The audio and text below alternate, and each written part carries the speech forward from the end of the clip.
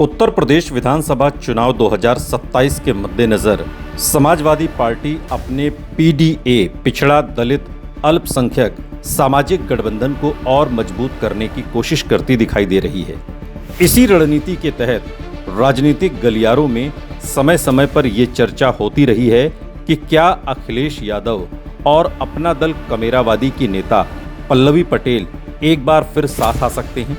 हालांकि फिलहाल दोनों दलों के बीच किसी औपचारिक गठबंधन की घोषणा नहीं हुई है, इसलिए ये विश्लेषण पूरी तरह संभावनाओं, पिछले चुनावी प्रदर्शन, सामाजिक समीकरण और राजनीतिक रणनीतियों पर आधारित है कि अगर समाजवादी पार्टी और अपना दल कमेरावादी एक बार फिर मिलकर चुनाव लड़ते हैं तो कितनी सीटों पर असर रहेगा, कितनी सीटें अखिलेश यादव गठबंधन में दे सकते हैं, कितनी सीटों की मांग पल्लवी पटेल कर सकती हैं और कौन कौन सी सीटें हैं जिन पर अपना दल कमेरावादी की नज़र है।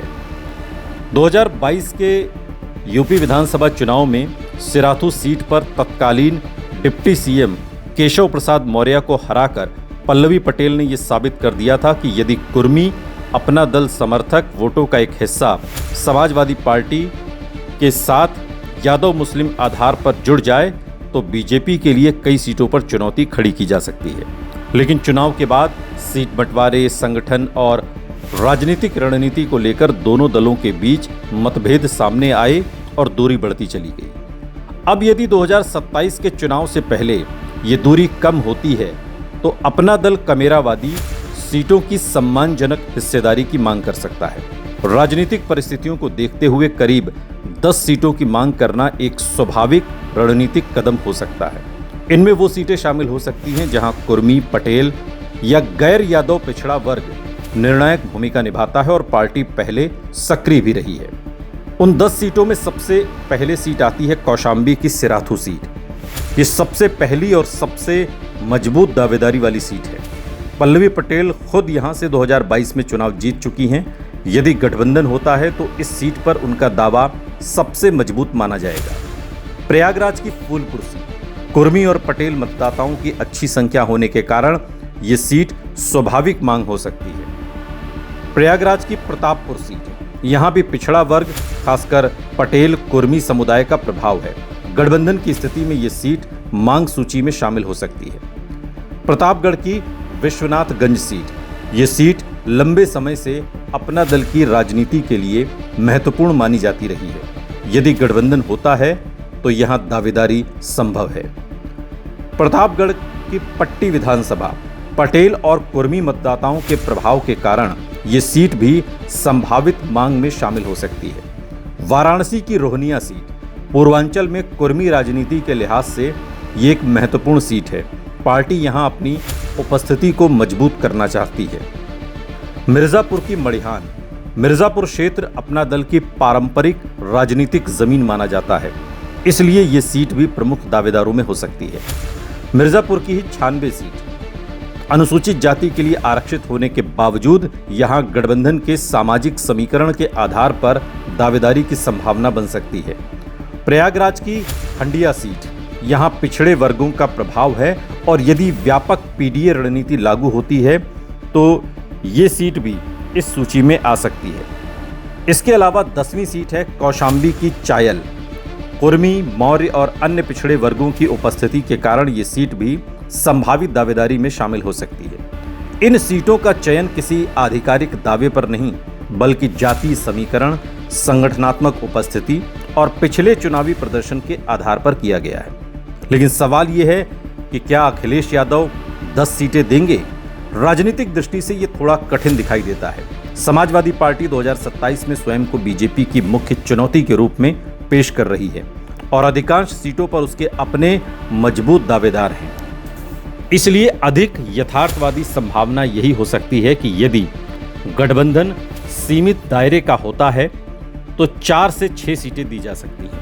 यदि चुनाव से पहले राजनीतिक परिस्थितियां बदलती हैं और कुर्मी वोटों को साधना सर्वोच्च प्राथमिकता बन जाती है तो 6 से 8 सीटों तक समझौता संभव हो सकता है।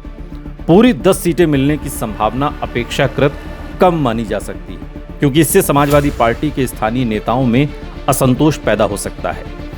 सवाल यह है कि दोनों दलों को साथ आने से क्या फायदा होगा। यदि समाजवादी पार्टी और अपना दल कमेरावादी साथ आते हैं तो सबसे बड़ा लाभ सामाजिक समीकरण में दिखाई दे सकता है। समाजवादी पार्टी का पारंपरिक आधार यादव, मुस्लिम और कुछ अन्य पिछड़े वर्ग हैं। दूसरी ओर पल्लवी पटेल कुर्मी समुदाय के एक हिस्से में राजनीतिक पहचान रखती हैं। यदि दोनों का वोट आधार प्रभावी ढंग से जुड़ता है तो पूर्वांचल और प्रयागराज मंडल की कई सीटों पर मुकाबला अधिक प्रतिस्पर्धी हो सकता है। गठबंधन के जो संभावित लाभ है उनमें पीडीए सामाजिक गठबंधन को अधिक व्यापक स्वरूप मिल सकता है। कुर्मी मतदाताओं के एक हिस्से तक समाजवादी पार्टी की पहुंच बढ़ सकती है। बीजेपी के गैर यादव ओबीसी समर्थन में कुछ सेंध लगाने का प्रयास किया जा सकता है। कौशाम्बी, प्रयागराज, प्रतापगढ़, मिर्जापुर, वाराणसी और आसपास के क्षेत्रों में गठबंधन अधिक प्रतिस्पर्धी हो सकता है। हालांकि ये भी ध्यान रखना होगा कि उत्तर प्रदेश में कुर्मी मतदाता एक समान वोट नहीं करते। अपना दल, सोनेलाल, बीजेपी और अन्य स्थानीय नेता भी इस समुदाय में प्रभाव रखते हैं। इसलिए ये मान लेना कि पूरा कुर्मी वोट किसी एक गठबंधन के साथ चला जाएगा, ये भी सही नहीं है। कुछ चुनौतियां भी हैं। सीट बंटवारे पर सहमति, स्थानीय स्तर पर कार्यकर्ताओं के बीच तालमेल, उम्मीदवार का चयन, पुराने मतभेदों को समाप्त करना। कांग्रेस के साथ यदि सपा का गठबंधन रहता है तो 3 दलों के बीच सीटों का संतुलन बनाना। अखिलेश यादव और पल्लवी पटेल 2027 से पहले साथ आते हैं तो ये उत्तर प्रदेश की राजनीति में एक महत्वपूर्ण घटनाक्रम हो सकता है। खासकर पूर्वांचल और मध्य उत्तर प्रदेश की कुछ सीटों पर इसका प्रभाव दिखाई दे सकता है। फिर भी ये प्रभाव उम्मीदवारों, स्थानीय समीकरणों, चुनावी मुद्दों और अंतिम गठबंधन संरचना पर निर्भर करेगा। वर्तमान परिस्थितियों के आधार पर यह कहना अधिक उचित होगा कि अपना दल कमेरावादी लगभग 10 सीटों की मांग कर सकता है, जबकि समाजवादी पार्टी 4 से 6 सीटें दे सकती है। यदि दोनों दल समझौते तक पहुंचते हैं तो इससे विपक्ष के सामाजिक गठबंधन को मजबूती मिल सकती है, लेकिन इसका वास्तविक चुनावी लाभ क्षेत्रवार परिस्थितियों और मतदान के समय के माहौल पर निर्भर करेगा।